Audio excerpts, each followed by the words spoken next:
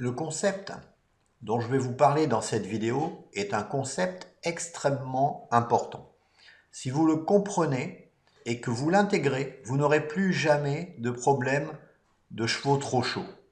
Donc, écoutez bien cette vidéo parce que vraiment, elle est essentielle et vous trouverez ça bien sûr nulle part ailleurs que sur cette chaîne Progresser avec son cheval. J'ai choisi cette vidéo pour vous illustrer un concept que j'ai appelé le quart d'heure folie. Pourquoi je l'ai appelé le quart d'heure folie? Parce que j'ai remarqué que la chienne de ma femme, qui est une tervuren, elle a des moments dans la journée où pendant un quart d'heure, elle va faire complètement la folle. Elle fonce comme une furie, elle galope en cercle, elle tourne en rond partout. Enfin bref, elle se défoule totalement pendant un quart d'heure et après, elle est tranquille et elle se rendort. Donc ce que j'appelle le quart d'heure folie. Eh bien, il faut savoir que tous les animaux font ça en fait. Tous les animaux. J'en parle dans une autre vidéo où j'ai hypnotisé une jeune couleuvre. Mais ici, on va le voir avec un cheval dans cette vidéo. Vous allez voir que le cheval, il fait son quart d'heure folie. Alors évidemment, ça ne dure pas un quart d'heure, ça dure beaucoup moins longtemps que ça dure à peine une minute. Mais le cheval, en fait, il a besoin physiologiquement de se défouler. Et donc, il a un stress qui monte et il a besoin de libérer ce stress. C'est ce que j'ai appelé dans une autre vidéo brûler l'adrénaline. Et il y a beaucoup de gens qui ont dit que c'était pas vrai, mais c'est pourtant bien la réalité, même si j'avais un peu simplifié parce qu'il y a aussi le cortisol, il y a aussi plein d'autres choses qui rentrent dans le stress, mais l'idée elle est là. C'est-à-dire que le cheval a besoin de se libérer.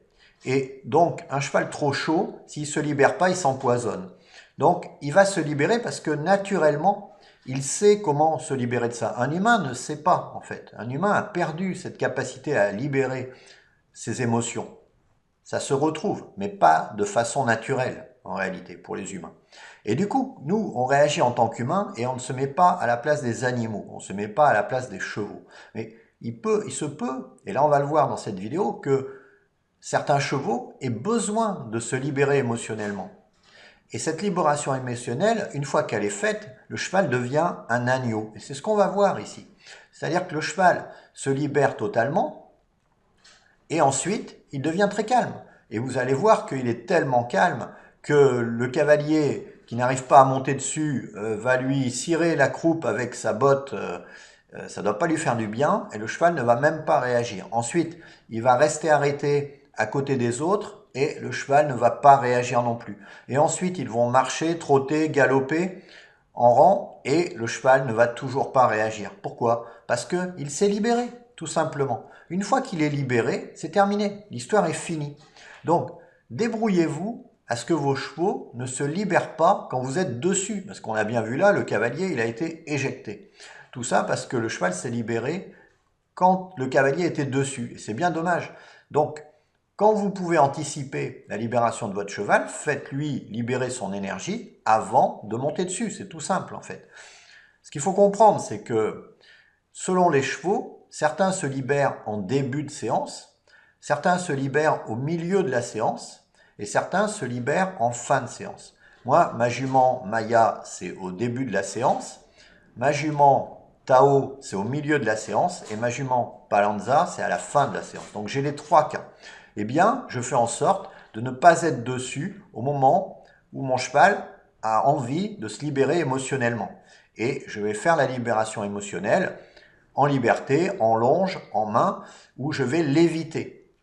Mais je ne vais pas rester dessus pendant la libération émotionnelle parce que c'est dangereux. Ça vous évite d'avoir des accidents. C'est ça en fait qui explique la plupart des accidents. C'est que vous vous trouvez sur votre cheval au moment où il a envie de se libérer émotionnellement. Et là, vous n'avez rien à faire sur son dos. Alors vous allez me dire, évidemment, quand on est un bon cavalier, on peut rester dessus, c'est pas un problème. Mais pour le principe, faites libérer vos chevaux émotionnellement sans être dessus. Parce que ça ne l'aide pas à se libérer et vous, faire du rodéo, ça peut mal finir. Donc c'est pas quelque chose que je peux vous conseiller, même si ça va faire rire certains qui s'en accommodent très bien en fait, et qui peuvent rester sur un cheval qui fait ce genre de rodéo. Mais c'est à vous de voir, selon votre niveau d'équitation, ce que vous pouvez vous permettre.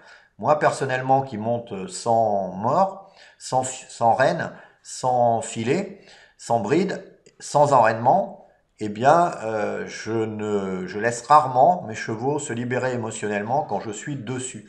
Ça peut m'arriver, mais c'est quand même assez rare parce que je préfère faire une libération émotionnelle à pied. Et si possible avec un cheval en liberté. Et là, le cheval, il n'a pas demandé l'avis de la cavalerie, hein. Il s'est libéré émotionnellement, en liberté, tout seul. Il a fait ça comme un grand. Et ensuite, il est devenu très calme.